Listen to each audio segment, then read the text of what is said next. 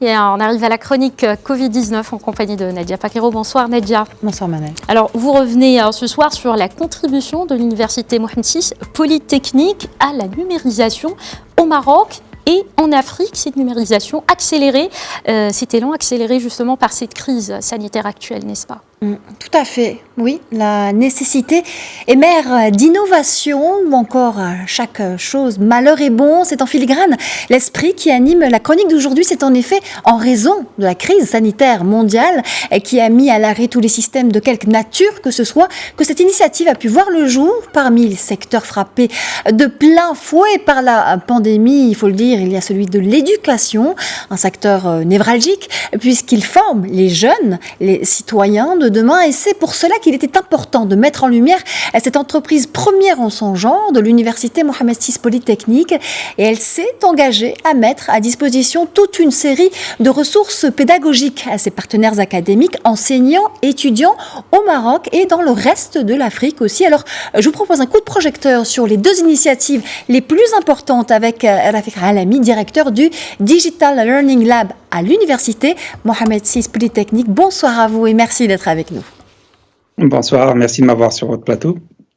Alors, c'est à Ben Guerir, précisément, depuis ce laboratoire que vous dirigez, que vous allez vous exprimer. Dites-nous, quelle est cette première initiative d'envergure, puisque c'est tout le programme de classe spécial qui a été digitalisé. Comment et pour qui ?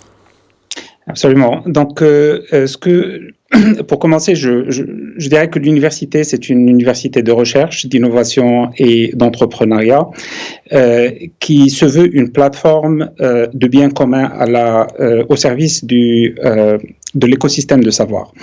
Donc, dans ce cadre-là, ce qu'on avait fait dès le début de la crise du Covid, c'est qu'on a décidé de mettre les ressources d'éducation qu'on a développées au niveau de l'université à la disposition, bien sûr, des universités marocaines, des écoles d'ingénieurs marocaines, et puis par la suite, même aux pays africains. La première plateforme dont je parlerai, c'est la plateforme Prépa Digital. Donc, Prépa Digital, c'est c'est un effort qu'on avait commencé il y a presque 2 ans et qui aspirait à digitaliser, au fait, tout le programme, le cursus des classes préparatoires au Maroc. Donc, ça inclut des cours de maths, de physique, de chimie, sciences de l'industrie.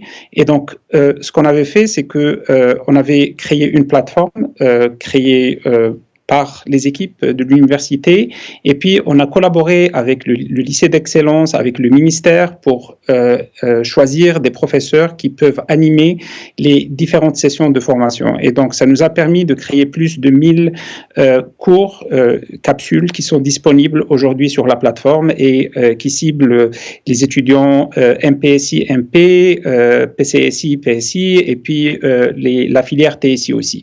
Donc, et cette plateforme a été ouverte gratuitement, mise à la disposition des étudiants marocains à partir du début de cette crise. Et maintenant, ce qu'on est en train de voir, c'est la possibilité aussi d'ouvrir donc un programme pour étendre cette plateforme aussi à plusieurs pays en fait, et universités partenaires au niveau de l'Afrique. Oui, parce que cette pandémie a poussé, il faut le dire, 9,8 millions d'étudiants africains hors des bancs d'université, en fermant les portes de leur établissement. C'est un chiffre qu'avance l'UNESCO. Et grâce à une autre initiative, une autre plateforme en cours de lancement, donc nombreuses vont être désormais les universités africaines qui vont pouvoir renouer avec les cours, et ce, gratuitement à nouveau, Rafik Alami. Absolument. Donc, la deuxième plateforme, c'est une plateforme qu'on a créée en collaboration avec un de nos partenaires internationaux, qui est l'École Polytechnique Fédérale de Lausanne. Et donc, cette plateforme nous permet de mettre à la disposition des universités partenaires les MOOC de l'EPFL ainsi que tous les MOOC qui sont développés par l'université. Et donc, on a aujourd'hui une quarantaine de MOOC disponibles et on est en train d'ouvrir en fait, cette plateforme gratuitement aux universités marocaines, aux écoles d'ingénieurs marocaines. Et puis, on est en train de travailler avec plus de 200 universités au niveau du Maroc à travers les réseaux de partenaires tels que RUForum et d'autres réseaux de partenaires universitaires qu'on a au niveau de l'Afrique. Donc, cette initiative, au fait, on a commencé initialement, on a mis tout un programme en place de formation, de coaching, d'accompagnement des professeurs. Et donc, par exemple, la première session d'accompagnement des professeurs a été faite hier. On a plus de 700 professeurs qui se sont inscrits dans ces sessions.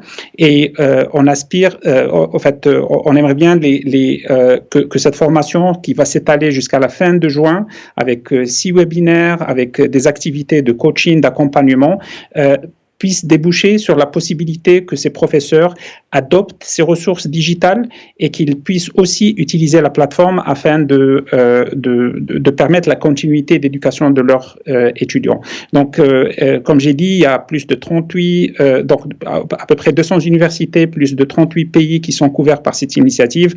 On a eu 700 professeurs c'est la première vague, donc il y a 700 professeurs qui veulent adopter ces ressources et on pense qu'il va y avoir plus de 100 000 étudiants qui vont utiliser ces ressources très bientôt.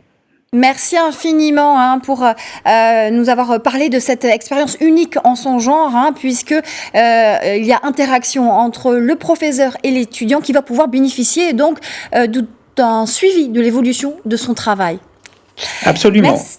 Voilà, merci pour cet éclairage. Je rappelle que vous êtes directeur du Digital Learning Lab à l'université Mohamed VI Polytechnique. Monsieur Rafik Alami.